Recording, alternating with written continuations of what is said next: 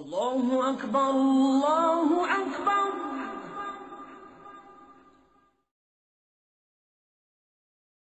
بسم الله الرحمن الرحيم، والصلاة والسلام على أشرف المرسلين سيدنا محمد وعلى آله وصحبه وسلم أجمعين. رب اشرح لي صدري ويسر لي أمري واحلل عقدة من لساني يفقهوا قولي. اللهم لا سهل إلا ما جعلته سهلا وأنت تجعل الحزن إن شئت سهلا. اللهم تقبل منا الصيام والقيام واحشرنا في زمرة سيد الأنام عليه الصلاة والسلام. اللهم آمين. L'intervention d'aujourd'hui concerne les sadaqas ou porte sur les sadaqas, c'est-à-dire l'aumône surérogatoire que nous faisons à l'égard d'autrui. Le mot sadaqa en arabe, saddaqa yatasaddaqu, veut dire donner ou prélever une partie de son propre bien et le donner à autrui pour l'amour de Dieu, c'est-à-dire dans le sentier de Dieu. Que le bénéficiaire soit une personne morale ou une personne physique, ça n'a pas d'importance. Je veux dire, les deux se ressemblent. Il faut d'abord savoir que la sadaqa nous sauve de l'enfer, nous permet de participer à la guérison de nos proches, peut rendre joyeux un autre croyant. La sadaqa renforce les liens de parenté au sein d'une même famille. Certaines sadaqas continuent même à alimenter notre compte de l'au-delà après notre mort. Tout cela, la sadaqa peut le faire. Raison pour laquelle tu ne peux que tirer profit, tu ne peux que gagner, tu ne peux que être heureux en faisant une sadaqa. Tout en sachant que le Rasul sallam a dit une fois concernant les sadaqas, ma naqasa malun min sadaqa, c'est-à-dire aucun bien ne pourrait être diminué suite à une sadaqa. Mathématiquement parlant, évidemment, tu donnes une partie, il te reste une autre partie, c'est un peu moins. Mais du point de vue bénédiction, du point de vue spirituel, la sadaqa ne peut pas diminuer le bien que tu as, elle va plutôt le protéger, le bénir, l'entretenir et le préserver de tout mal et de toute dégradation. Combien y a-t-il de types de sadaqa? Il y en a deux. Il y a la sadaqa obligatoire, qui est la zakat, qui est soit zakat al-mal ou zakat al-fitr. Zakat al-mal, tu prélèves 2,5% de tes revenus. Et quand je dis tes revenus, là je parle des salaires et des revenus numéraires. Ça peut être également la sadaqa, c'est-à-dire zakat al-mal, de ce qui est autre que numéraire. Les produits d'agriculture ou encore les produits commerciaux, etc. Mais je ne veux pas en parler aujourd'hui. Il y a zakat al-fitr également qui est annuel. Zakat al-mal, il est annuel aussi. Zakat al-fitr qui est annuel, à l'issue du mois de Ramadan, nous avons une certaine somme d'argent ou plutôt de produits à donner à la fin du mois de Ramadan. On en parlera à l'occasion. Et le deuxième type de sadaqa, c'est la sadaqa surérogatoire, sadaqa nafila.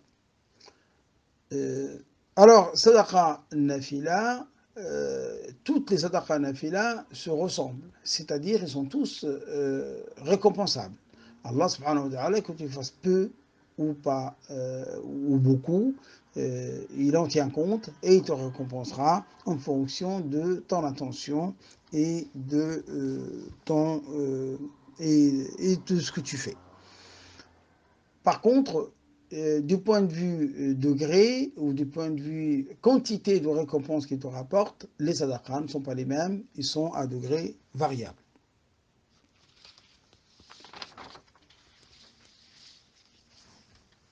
Voyons ensemble quelques exemples de sadaqas dont le prophète sallam a parlé. Le premier hadith qui me revient, c'est d'abord le hadith qui dit « As-sadaqa ma wafaqat hajatul miskin ». Ce hadith-là, je ne me rappelle plus de celui qui l'a rapporté, mais il est authentique, ça c'est certain. C'est-à-dire que l'aumône la plus importante est celle qui coïncide avec le besoin du pauvre. En d'autres termes, si tu as un pauvre devant toi qui a besoin de quelque chose de précis et tu essayes de lui venir en aide, par rapport à un autre pauvre dont le besoin peut attendre un peu, et ce que tu vas lui faire, c'est-à-dire à celui qui en a besoin, il sera beaucoup plus important à l'égard de Dieu, ta sadaqa aura beaucoup d'impact sur le bénéficiaire que l'autre qui reste toujours honorable comme sadaqa, sauf qu'elle sera un peu moins. Donc, cherche celui qui est plutôt dans le besoin crucial.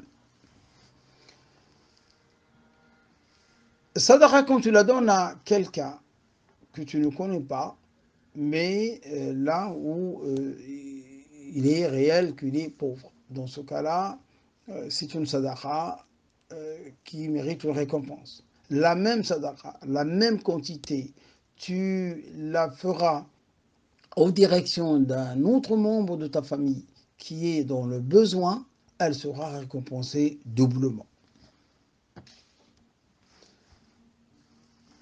Et lorsque on donne la sadaqa, il faut absolument aussi qu'on fasse attention à l'ostentation. C'est-à-dire, tu n'attends rien du bénéficiaire de la sadaqa. Tu lui donnes et c'est tout.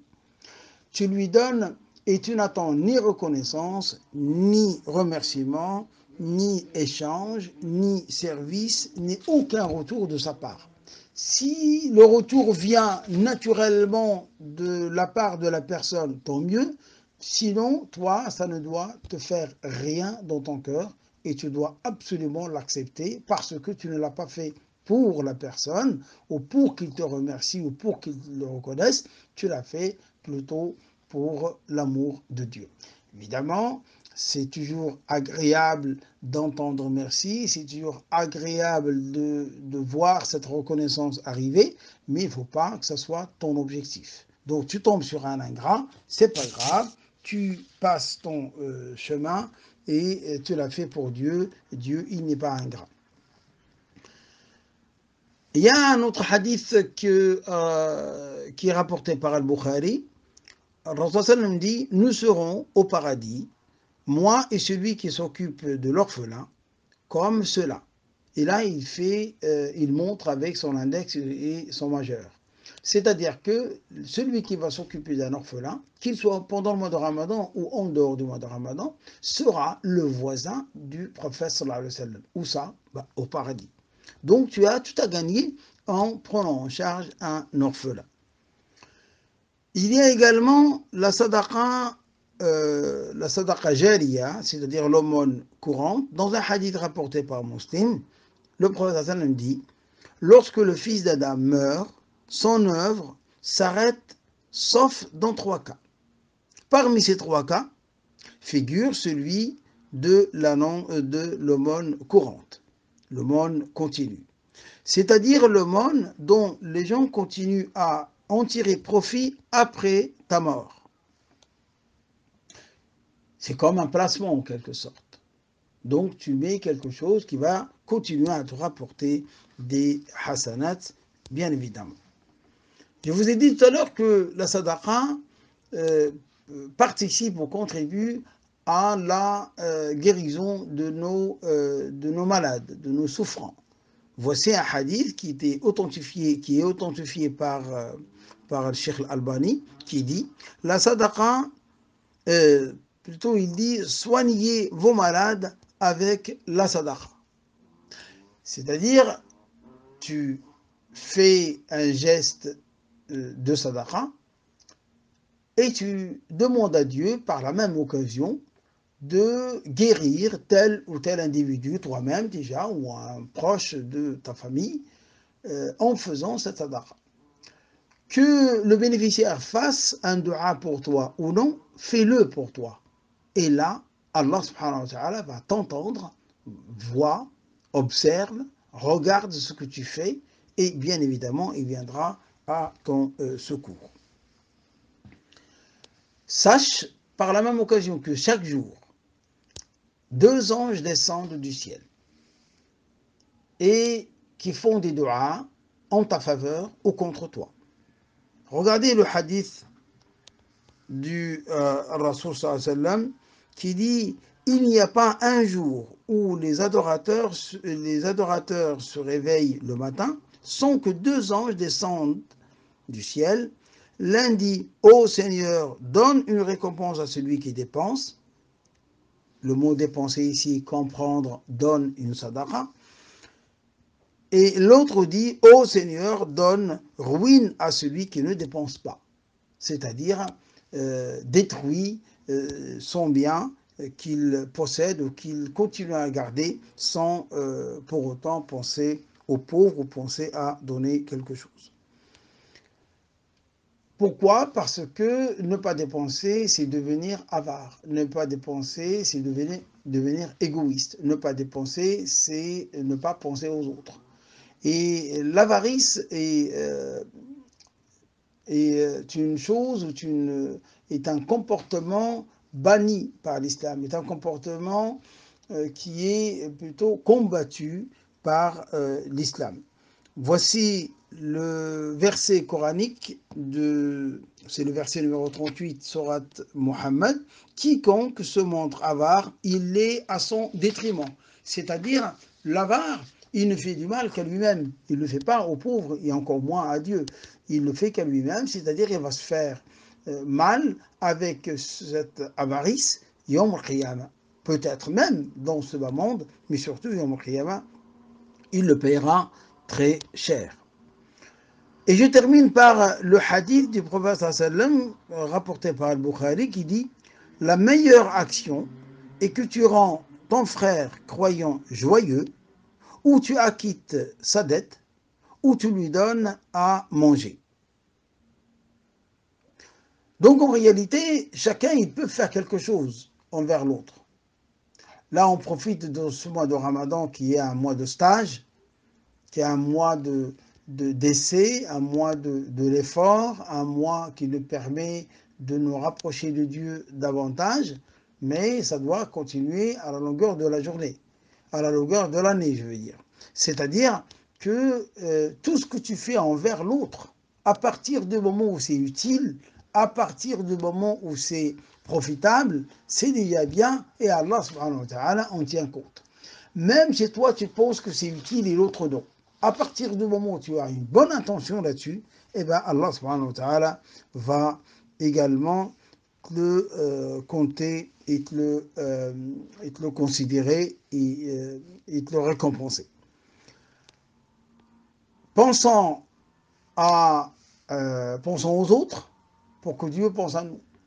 Pensons aux autres pour entretenir cette cohésion sociale, cette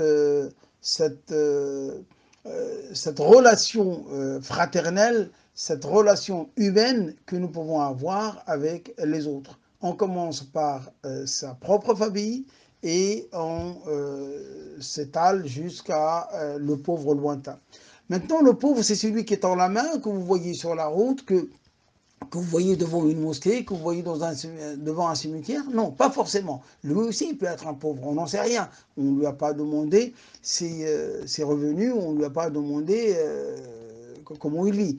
Mais il y a d'autres pauvres que vous ne connaissez pas, que nous ne connaissons pas. Ce sont des pauvres qui n'osent pas se montrer dans la voie publique. Ce sont ceux qui restent chez eux par pudeur, par timidité ou encore par incapacité physique, ils ne peuvent pas sortir ou se montrer ou dire je suis dans le besoin, donnez-moi ceci, donnez-moi cela. Ce sont ces gens-là que nous devons absolument faire l'effort pour aller les chercher et leur venir en aide.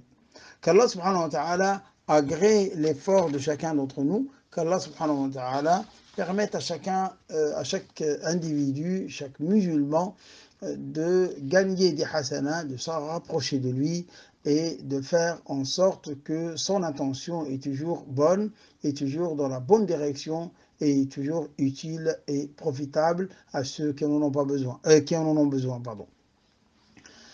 Qu'Allah subhanahu wa ta'ala agrée nos efforts, nos prières, notre jeûne, qu'il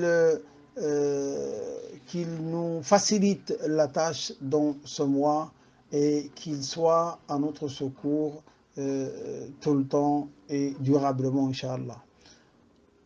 اللهم صل على محمد وعلى آل محمد كما صليت على إبراهيم وعلى آل إبراهيم وبارك على محمد وعلى آل محمد كما باركت على إبراهيم وعلى آل إبراهيم في العالمين إنك حميد مجيد سبحان ربك رب العزة عما يصفون وسلام على المرسلين والحمد لله رب العالمين ورحم الله امرأ قال آمين.